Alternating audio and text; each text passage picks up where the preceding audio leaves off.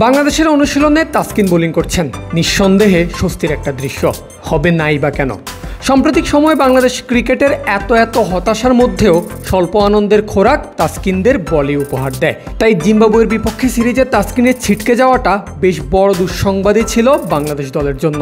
তবে প্রায় মাসখানেক পর আবারও অফিসিয়ালি অনুশীলনে যোগ দিয়েছেন এই পেসার, শুরু করেছেন বোলিং। অনুশীলনে ফিরে ঢাকা এক্সপ্রেস প্রকাশ করেছেন নিজের অনুভূতি। বোলিংও করেছেন দুর্দান্ত। বুধবার নেটে একে একে বোলিং করেছেন লিটন দাস, নাজমুল শান্তদের। আর তাসকিনকে ফেস করা সব ব্যাটারই একে একে হয়েছেন পরাস্ত। নেটে ব্যাটারদের বিপক্ষে দাপট দেখানো তাসকিন আগের দিনই জানিয়ে দিয়েছিলেন, ব্যাটসম্যানরা মোটামুটি রান এনে দিতে পারলেই ভালো কিছু করা সম্ভব টাইগারদের।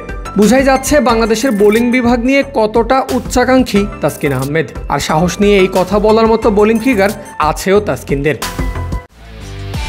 একমাত্র ওয়ালটন এসি দিচ্ছে 1 বছরের রিপ্লেসমেন্ট গ্যারান্টি এবং কম্প্রেসারের 10 বছরের গ্যারান্টি।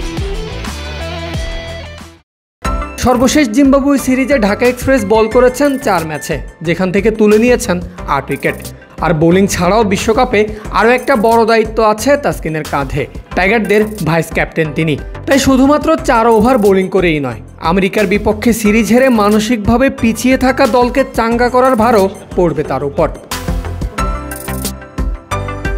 8 তারিখ বাংলাদেশের প্রথম ম্যাচ শ্রীলঙ্কার বিপক্ষে।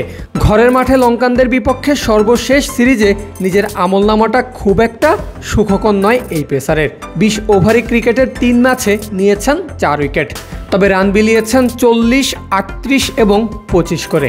সব মিলিয়ে ইনজুরি ফেরত তাসকিনের সামনে লড়াই শুরুটাই হবে সিরিজ হারের প্রতিশোধ নিয়ে টাইগারদের সুপার 8-এর পথ পরিষ্কার করা। পারভেজ আল হাসান, ক্রিক ফ্রেন্জি।